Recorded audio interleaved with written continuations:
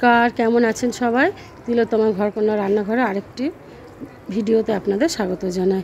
আমি আজকে নিয়ে এসেছি চিকেন সাদাসিধে মুরগি। এটা একটা চিকেন রেসিপি, ভীষণ সুন্দর খেতে হয়। একটা বাটিতে কাঁচা লঙ্কা, আদা, রসুন আর টমেটো পেস্ট করে নিয়েছি। আর একটা বাটিতে একটু শুকনো তিল, সাদা তিল, একটু কাজু বাদাম, একটু আমন্ড, সেগুলোকে ঢেলে নিলাম, নিয়ে ভেজাতে দিলাম। দিয়ে এদিকে কড়াইয়ের মধ্যে সাদা তেল দিয়ে দিলাম বেশ খানিকটা, দিয়ে দিলাম 2 চামচ ঘি। ঘিটা ততক্ষণ মেল্ট হয়ে যাক, আমি ততক্ষণ পেঁয়াজটা বেটে নিই। 3টে পেঁয়াজ বড় বড় সাইজের, সেটা ভালো করে আমি পেস্ট করে নিলাম। তেলটা আমার গরম হয়ে গেছে, এবার চিকেনগুলোকে একে একে সমস্ত ভেজে নেব। এই চিকেনটাকে এত ভালো করে ভাজতে হবে যে চিকেনটা আবার খুব লালও হয়ে যাবে না, চাপা দিয়ে দিয়ে কিন্তু ভাজা করতে হবে, যাতে চিকেনটা প্রায় অর্ধেকটা সিদ্ধ হয়ে যায়। তেলের মধ্যে দিয়ে দিলাম, দিয়ে একটু স্বাদ মতো নুন দিলাম, দিয়ে চিকেনটাকে আমি ভাজতে দিয়েছি। ততক্ষণে আর একটা পেস্ট তৈরি করে নিই। যে বাদামগুলো ভিজিয়ে রেখেছিলাম, চালমগজ, কাজু বাদাম, কাঠবাদাম, তারপরে একটু সাদা তিল, পোস্ত, সমস্ত এটাকে একটা পেস্ট করে নেব। এটাও একটা পেস্ট করে নিলাম। দেখেছেন, চিকেনটা চাপা দিয়ে দিয়েই কিন্তু আমি ভাজছি। এই চিকেনটা যদি ভেজে নেওয়া যায় তো অপূর্ব স্বাদ হয়। চিকেনের একটা যে স্মেল থাকে সেই গন্ধটাও কেটে যায়, আর চিকেনটা সিদ্ধও হয়ে যায় অর্ধেক, আর রান্নাটা খেতেও ভীষণ ভালো হয়। তো ওই জন্য বেশিরভাগ সময় আমি মাংসটাকে না সবসময় ভেজে নেওয়ারই চেষ্টা করি।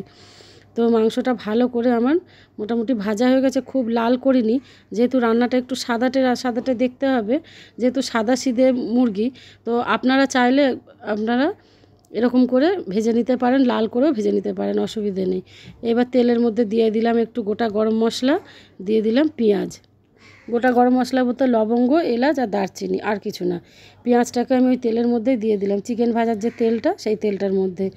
এই খুব কিন্তু লাল করে ভাজবো না, এই যে পেঁয়াজটা ভাজবো একটু ভাজা হলে তারপরে, তবে লাল হবে না, সাদাটাই দেখতে হবে। তো আপনারা, আমি তো নাম দিয়েছি একটা এই রেসিপিটার সাদাসিধে মুরগি। তো আপনারা চাইলে কী নামে দিলে ভালো হয় আমাকে অবশ্যই কমেন্ট করে জানাবেন। দিয়ে দিলাম আদা, রসুন, কাঁচা লঙ্কা, টমেটো বাটাটা। যারা টক দই ইউজ করবেন তারা কিন্তু টমেটো ব্যবহার করবেন না এর মধ্যে, আর যারা টমেটো দেবেন তারা কিন্তু টক দই দেবেন না, নাহলে বেশি টক হয়ে যাবে, একটা টকসা ব্যাপার চলে আসবে। তাই আমি আজকে দই দিইনি, শুধু টমেটোটাই দিয়েছি। কিন্তু দইয়ের জায়গায় আরও অন্য একটা ভালো জিনিস দেব, সেটা আপনার রান্নাটা দেখতে থাকুন, বুঝতে পারবেন। মশলাটা কিন্তু বেশ ভালো করে কষাতে হবে, যেহেতু রসুন আছে এর মধ্যে, আদা, রসুন, পেঁয়াজ সমস্ত মশলাটা ভালো করে আমি কষিয়ে নিয়েছি। এবং ততক্ষণই কষাতে হবে যতক্ষণ না তেল ছাড়ে। এটা একটা একদম তেল চপচপে রান্না, খেতে তো পোলাও, বিরিয়ানি সবের সঙ্গেই ভীষণ ভালো যায়। রুটি, লুচি, পরোটা, কিংবা শুধু মুখে কষাতে কষাতেই আমার মেয়ে তো চাইছিল। হ্যাঁ, তো ভীষণ ভালো খেতে হয়, এত সুন্দর ভালো গন্ধ ছাড়ছে।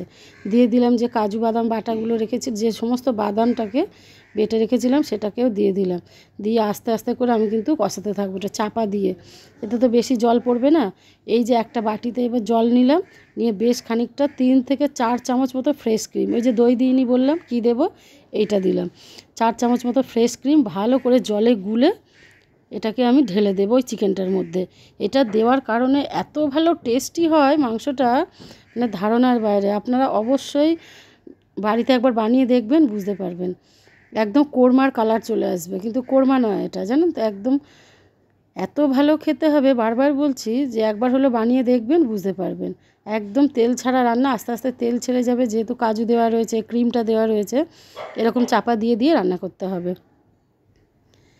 আমার এই ভিডিওগুলো যদি ভালো লাগে আপনাদের, তো অবশ্যই যারা ফেসবুক পেজ থেকে দেখছেন পেজটাকে ফলো করে দেবেন। আর যদি ভালো লাগে তো লাইক, কমেন্ট, শেয়ার করবেন অবশ্যই। আর আপনারা সুবিধা মতন কী নাম দিলে ভালো হয়, যে আমি তো মাংসটা রান্না করেছি, তো কী নাম এর দিলে ভালো হয় কমেন্টে জানাবেন। আর যারা ইউটিউব থেকে দেখছেন, যদি নতুন হন তো আমার চ্যানেলটাকে সাবস্ক্রাইব করে দেবেন, আর পাশে থাকা বেল আইকনটা অবশ্যই প্রেস করে দেবেন, যাতে নতুন নতুন রান্না যখন আমি ছাড়বো, আপলোড করব, আপনাদের কাছে সবার আগে নোটিফিকেশান চলে যায়। এবং প্রতিদিনই কিন্তু আমি নতুন রান্না ছাড়ছি এখন, আপনারা প্রতিদিনই বিকেলবেলা দেখতে পারবেন। এই যে হয়ে গেছে, সাদা একদম সাদা রঙের দেখতে হয়েছে বলেই কিন্তু আমি নাম দিয়েছি এটা সাদাসিধে মুরগি। একটু স্বাদ মতো চিনি দিলাম টেস্টের ব্যালেন্সের জন্য, জানেনই তো চিনিটা, কিংবা গুঁড়ো দিতে পারেন, কোনো অসুবিধা নেই। এটা জানেন তো পনির দিয়ে করলেও ভালো হয়, কিংবা মাছ দিয়ে করলেও ভালো হয়, কি মাটনেও এই রেসিপিটা আমি একবার ট্রাই করে দেখবো কীরকম হয়, কিন্তু আশা করছি খারাপ হবে না, মাটনেও ভীষণ ভালো হবে এটা। দেখেছেন কীরকম, এই যে লাল হলুদ রঙের যে তেলটা যে বেরিয়েছে এটা কিন্তু টমেটোর কালার, এটা কোনো হলুদ তো ব্যবহার করা হয়নি। তো আমার রান্নাটা হয়ে গেছে।